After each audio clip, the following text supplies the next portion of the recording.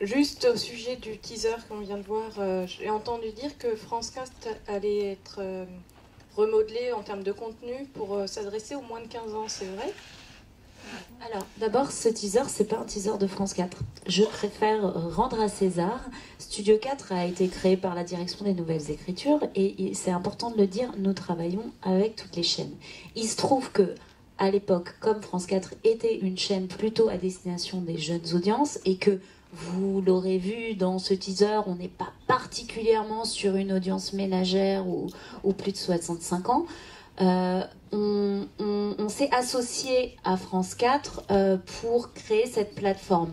Mais et il se trouve qu'entre-temps aussi, on a également une émission éponyme à l'antenne de France 4 qui n'est qu'une vitrine en fait de ce que fait Studio, puisque c'est quelques épisodes de quelques séries qui sont diffusées à l'antenne de France 4. Mais il ne faut pas se tromper, c'est d'abord un laboratoire de format court, de fiction sur le web.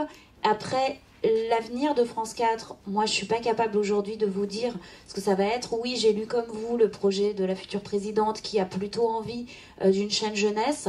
Il y a plein de raisons à ça. Je ne dirais pas si c'est bien ou si c'est pas bien.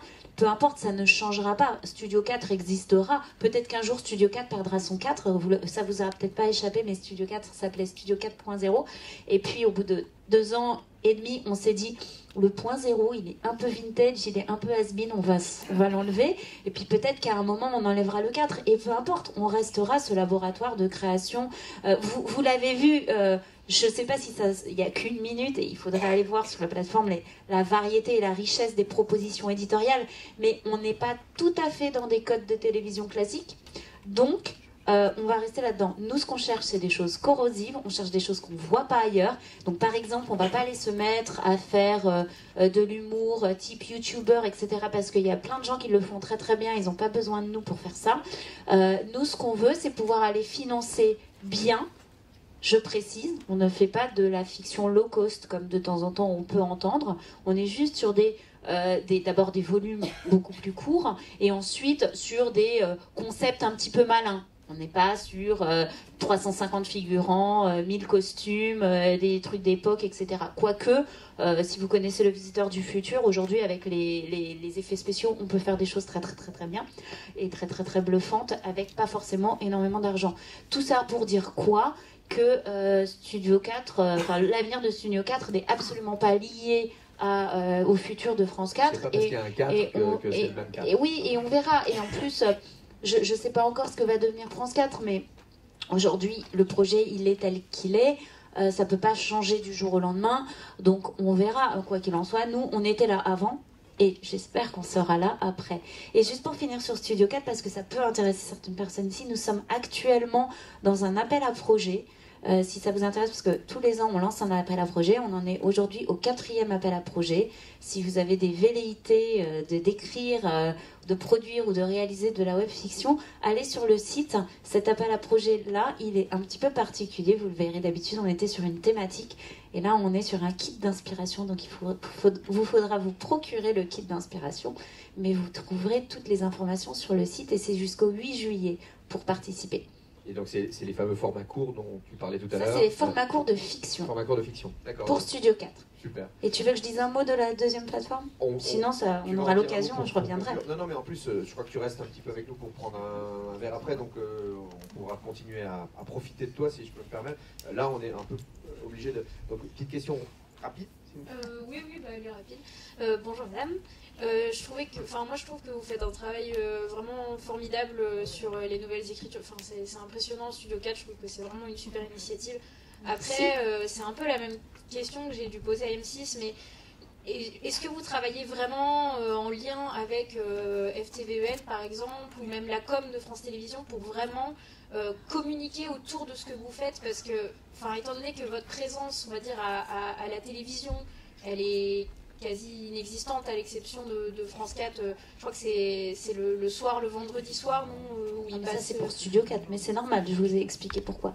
Oui, mais je vais répondre à votre question. Il faut récupérer, l'audience jeune, il faut la récupérer quelque part. Donc voilà, l'idée c'est comment vous faites pour communiquer autour. Quand on est en transmédia, oui, on travaille évidemment en accord avec les directions, d'abord avec les gens qui font les programmes, donc avec le conseiller de programme du programme de l'antenne, avec la direction de la communication de l'antenne en question, avec les directions artistiques. On essaye de faire des belles bandes annonces qui sont des bandes annonces transmédia qui vont annoncer à la fois le programme antenne et sa déclinaison interactive.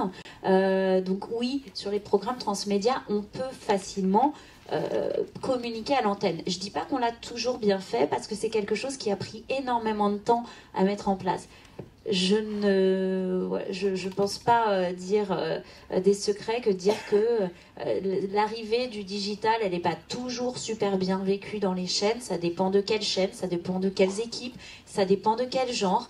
Et donc il faut y aller avec parcimonie, leur dire qu'on n'est pas là pour dénaturer leur programme. Mais voilà, tout ça, ça a pris du temps. Au bout de 4 ans, aujourd'hui, je peux vous dire qu'aujourd'hui, quand on est sur un dispositif transmédia, les chaînes sont super preneuses et font tout pour qu'on en parle parce qu'elles savent que ça ne cannibalise en rien leur audience, ça ne fait que potentiellement démultiplier ou en tout cas enrichir un petit peu la notoriété qu'il va y avoir, la communication au sens large du terme qu'il va y avoir autour de ce projet-là.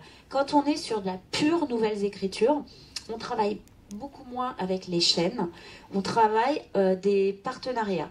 C'est-à-dire que je prends un exemple, un web documentaire qui s'appelle Le Grand Incendie, qui parle des immolations en France.